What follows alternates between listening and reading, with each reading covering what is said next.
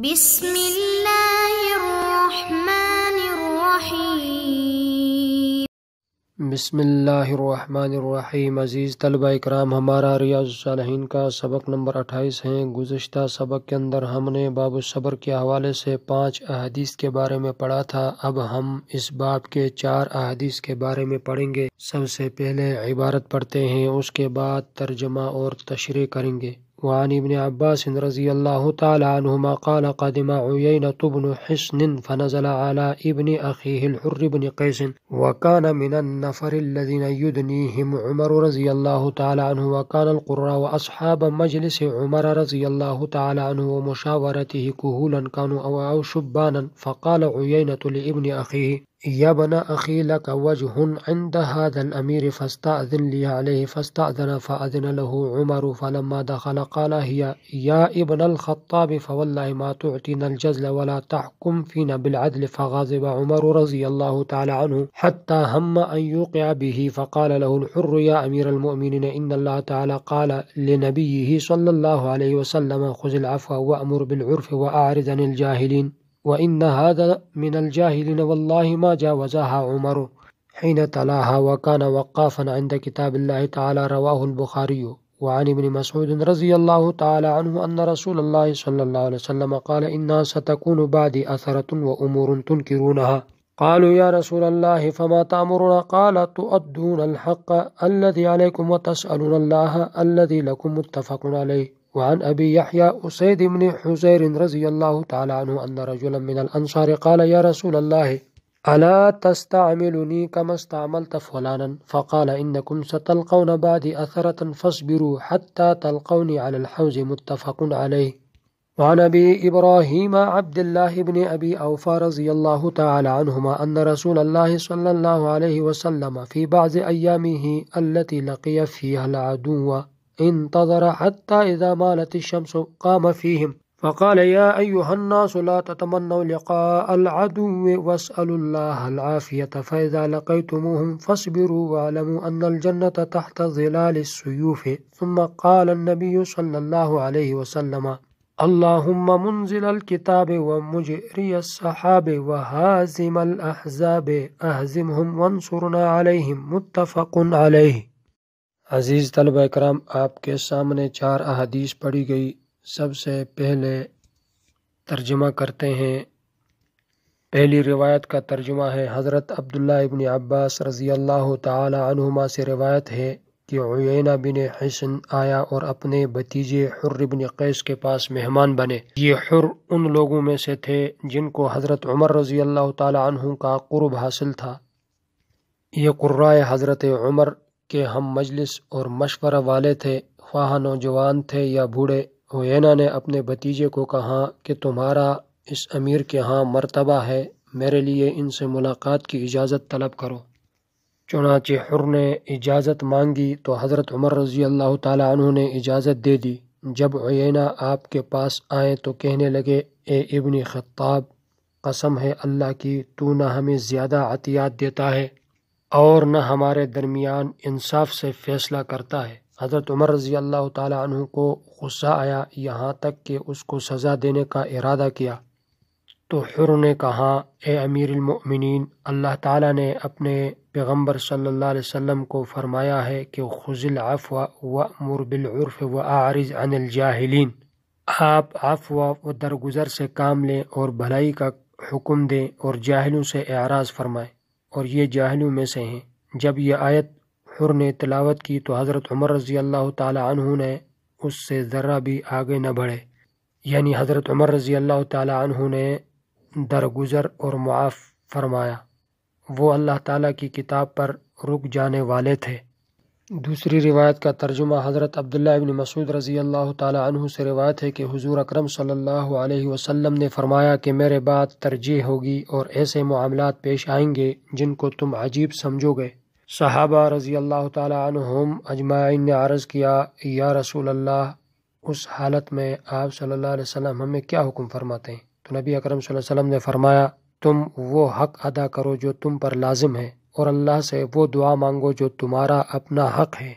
تیسری روایت کا ترجمہ حضرت ابو یحییٰ اسید بن حضیر رضی اللہ تعالی عنہ سے روایت ہیں کہ ایک انصاری نے عرض کیا، یا رسول اللہ صلی اللہ علیہ وسلم، آپ مجھے عامل کیوں نہیں بناتے جس طرح فلاں کو عامل بنایا ہے؟ تو نبی اکرم صلی اللہ علیہ وسلم نے فرمایا، تمہیں میرے بعد ترجیح کا سامنا کرنا پڑے تو تم صبر کرنا یہاں تک کہ مجھے تم حوض کوثر پر ملو۔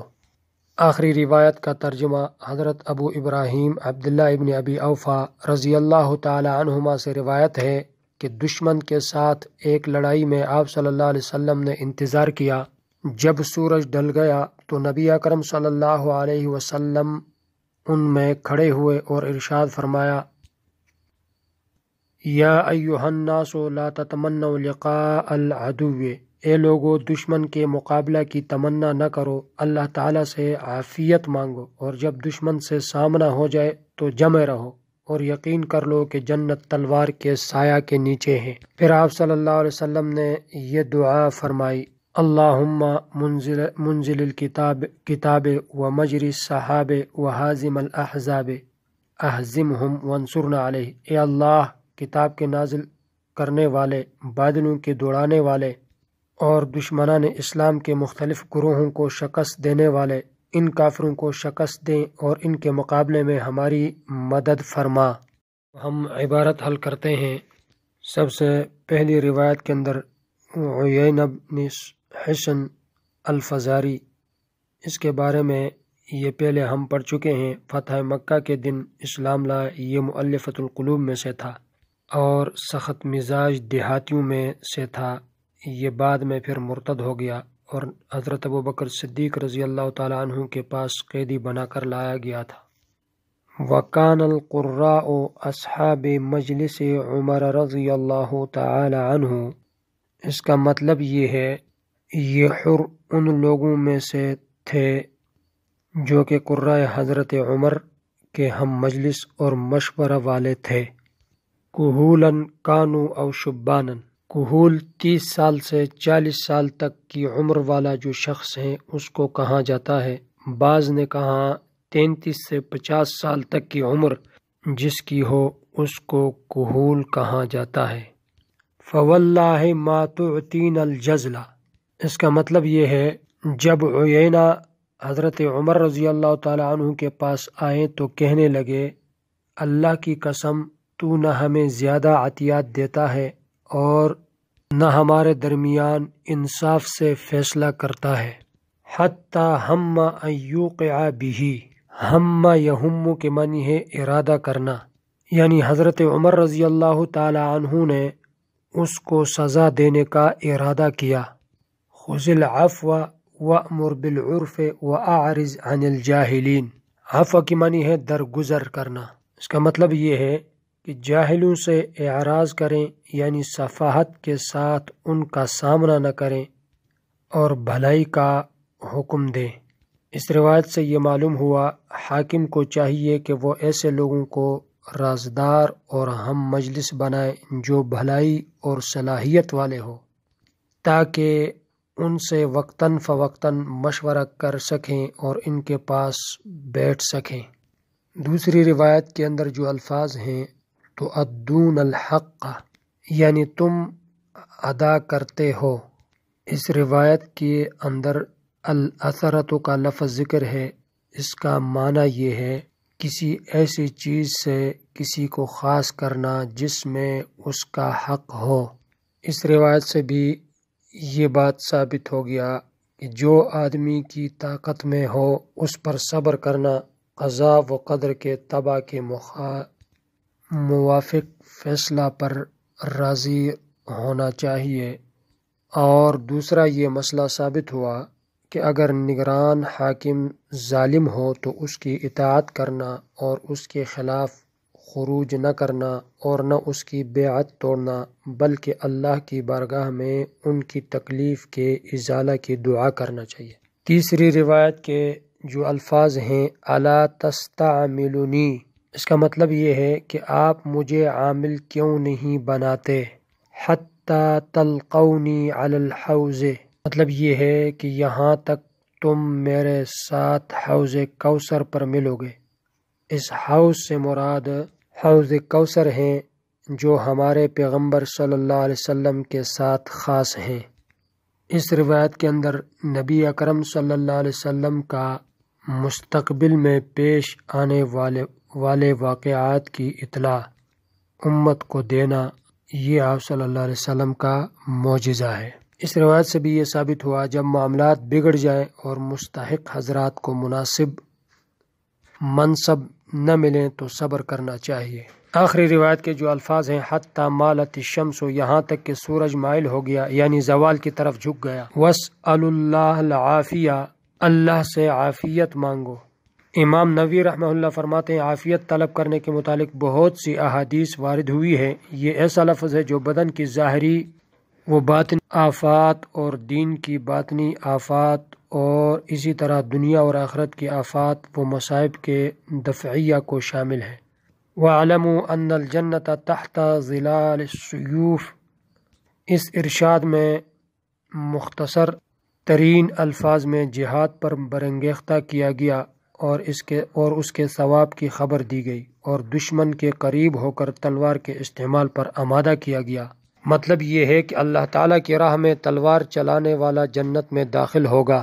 اس حدیث سے بھی یہ مسئلہ ثابت ہوا جہاد کی تیاری کرنی چاہیے، دشمن سے مقابلے کے لیے نکلنے اور ہتھیاروں کی قوت حاصل کر لینے کے ساتھ ساتھ سچی توبہ اور ترک معاصی سے اللہ کی بارگاہ میں پناہ طلب کرنی چاہیے، اور مصائب و تکالیف میں خوب عاجزی کے ساتھ دعا مانگنی چاہیے۔